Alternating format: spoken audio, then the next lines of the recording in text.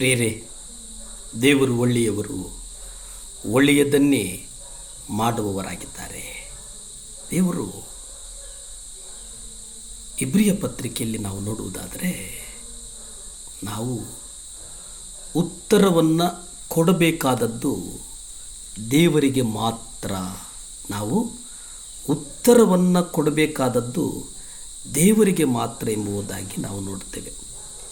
ಇಬ್ರಿಯ ಪತ್ರಿಕೆ ಭಾಳ ಸ್ಪಷ್ಟವಾಗಿ ನಾವು ನೋಡುವುದಾದರೆ 4ನೇ ಅಧ್ಯಾಯ 13 ನೋಡಿ. ನೀವು 4ನೇ ಅಧ್ಯಾಯದಲ್ಲಿ ನೀವು ನೋಡುವುದಾದರೆ ಅಲ್ಲಿ 13ರಲ್ಲಿ ನಾವು ನೋಡ್ತೇವೆ. ವಿಶೇಷವಾಗಿ ಅಲ್ಲಿ ವಾಕ್ಯ ಏನು ಹೇಳ್ತದಂದರೆ, ನಾವು ಯಾವಾತನಿಗೆ ಲೆಕ್ಕ ಒಪ್ಪಿಸಬೇಕಾಗಿದೆಯೋ ಆತನ ದೃಷ್ಟಿಗೆ ಸಮಸ್ತವು ಮುಚ್ಚುಮರೆ ಇಲ್ಲದ್ದಾಗಿಯೂ ಬಯಲತ್ತದ್ದಾಗಿಯೂ ಅದೇ. ಆತನ ಸನ್ನಿಧಿಯಲ್ಲಿ ಅಗೋಚರವಾಗಿರುವ ಸೃಷ್ಟಿಯು ಒಂದು ಎಂಬುದಾಗಿ ನಾವು ನೋಡ್ತೇವೆ. ಪ್ರಿಯರೇ, ಇಲ್ಲಿ ನಾವು ನೋಡುವುದೇನಪ್ಪ ಅಂತಂದರೆ, ನಾವು ಯಾವಾತನಿಗೆ ಲೆಕ್ಕ ಒಪ್ಪಿಸಬೇಕಾಗಿದೆಯೋ. ಇಲ್ಲಿ ಸುಂದರವಾಗಿ ಒಂದು ವಾಕ್ಯ ಭಾಗ ಇಲ್ಲಿ ಕಂಡು ಬರ್ತದೆ. ಇದರ ಅರ್ಥ ಏನಪ್ಪ ಅಂತಂದರೆ, ಮಾನವನಾದಂಥ ಮನುಷ್ಯ ಸಕಲ ಸೃಷ್ಟಿಯಲ್ಲಿ ಈ ಲೋಕದ ದಿಗ್ದಿಗಂತಗಳಲ್ಲಿ ಮನುಷ್ಯನಿಗೆ ಒಂದು ವಿಶೇಷವಾದಂಥ ಒಂದು ಅರ್ಥವನ್ನು ಕರ್ತನು ಕಲ್ಪಿಸಿದ್ದಾನೆ. ಆದರೆ ಇಲ್ಲಿ ನಾವು ಯಾವಾತನಿಗೆ ಲೆಕ್ಕ ಒಪ್ಪಿಸಬೇಕಾಗಿದೆಯೋ ಎನ್ನುವುದನ್ನು ನಾವು ಹೇಗೆ ಗ್ರಹಿಸಬೇಕು? ಮಾನವರಾದ ನಾವು ಸಕಲ ಸೃಷ್ಟಿಯಲ್ಲಿ ಕೇವಲ ಒಬ್ಬ ವ್ಯಕ್ತಿಗೆ ಮಾತ್ರ ಉತ್ತರವನ್ನು ಕೊಡಬೇಕು.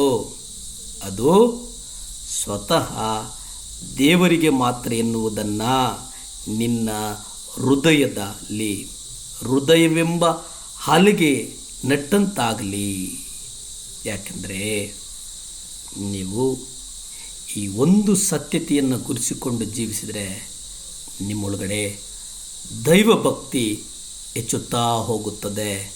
ಆದರೆ ನೀವು ಯಾವಾಗಲೂ ನಿಮ್ಮ ಕುರಿತಾಗಿ ಇತರರ ಅಭಿಪ್ರಾಯ, ಬೇರೆಯವರ ಅಭಿಪ್ರಾಯ ಏನಾಗಿದೆ ಎಂಬುದನ್ನು ಯೋಚಿಸ್ತಿದ್ರೆ ನೀವು ಆ ಯೋಚನೆಯಲ್ಲಿ ಮಗ್ನರಾಗಿದ್ದರೆ ನೀವು ನಿಮ್ಮದೇ ಆದಂಥ ಕೈಂಕಾರ್ಯಗಳಲ್ಲಿ ನಡೆಯುವವರಾಗಿದ್ದೀರಿ. ಪ್ರಿಯರೇ, ನೀವು ಇಲ್ಲಿ ಗಮನಿಸುವುದೇನೆಂದರೆ, ನಾವು ದೇವರಿಗೆ ಮಾತ್ರ ಉತ್ತರವನ್ನು ಕೊಡಬೇಕಾಗಿದೆ.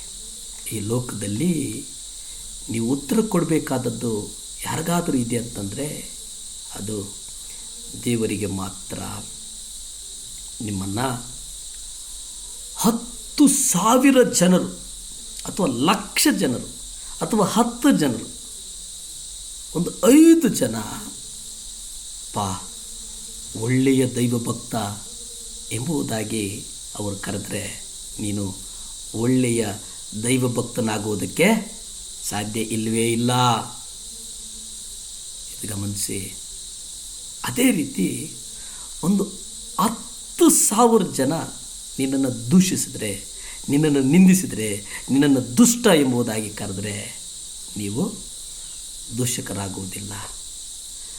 ಜನರಿಂದ ಸಿಗುವ ಪ್ರಮಾಣ ಪತ್ರಕ್ಕೆ ಯಾವ ಬೆಲೆಯೂ ಇಲ್ಲ.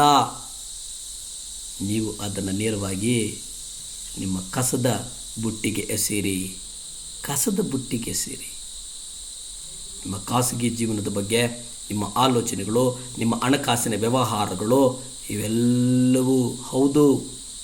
ಆದರೆ ಒಳ್ಳೆಯದು ಯಾವುದು, ಕೆಟ್ಟದ್ದು ಯಾವುದು, ಯಾರಿಗೆ ಬೆಲೆ ಕೊಡಬೇಕು, ಯಾವುದು ಒಳ್ಳೆಯ ಅಭಿಪ್ರಾಯ, ಇವೆಲ್ಲದಕ್ಕಿಂತ ನಾವು ಕರ್ತನಿಗೆ ಲೆಕ್ಕ ಕೊಡುವವರಾಗೋಣ. ಕರ್ತನ ಪ್ರೀತಿಯಲ್ಲಿ ನಡೆಯುವಂಥರಾಗೋಣ. ಪ್ರಾರ್ಥಿಸಿಕೊಳ್ಳೋಣ. ಭೂಮಿ ಆಕಾಶಗಳನ್ನು ಉಂಟು ಮಾಡಿದಂಥ ಸರ್ವಶಕ್ತನಾದಂಥ ದೇವರೇ ಸ್ತೋತ್ರಪ್ಪ. ಅಪ್ಪ, ನಿಮ್ಮ ರಕ್ತ ಚೆಲ್ಲಲ್ಪಡಲಿ ಸ್ವಾಮಿ. ದೇವರೇ ಅಪ್ಪ, ನಿಮ್ಮ ವಾಕ್ಯಕ್ಕೆ ವಿಧೇಯನಾಗಿ ನಡೆಯುವಂಥ ಕೃಪೆ ಕೊಡು, ಕೃಪೆ ಕೊಡು, ಕೃಪೆ ಕೊಡು ಸ್ವಾಮಿ. ವಿಶೇಷವಾಗಿ ಸ್ವಾಮಿ 7 ಲ್ಯಾಂಪ್ ಚಾನಲ್ ನೋಡ್ತಿರ್ತಕ್ಕಂಥ ಮಕ್ಕಳಿಗಾಗಿ ಪ್ರಾರ್ಥಿಸ್ತೀನಪ್ಪ. ಅವರಲ್ಲಿ ದೇವರೇ, ದೇವರ ಭಯ ಅವರ ಹೃದಯಗಳಲ್ಲಿ ಉಂಟಾಗಲಿನಪ್ಪ. ದೇವರ ಭಯ ಅವರ ಹೃದಯಗಳನ್ನು ಮುಟ್ಲಿ ಸ್ವಾಮಿ. ಮಕ್ಕಳನ್ನು ಆಶೀರ್ವದಿಸು. ಯೇಸುವಿನ ನಾಮದಲ್ಲಿ ಬೇಡ್ತೇನೆ ತಂದೆ. Amen, amen. ಹಲ್ಲೆಲೂಯಾ.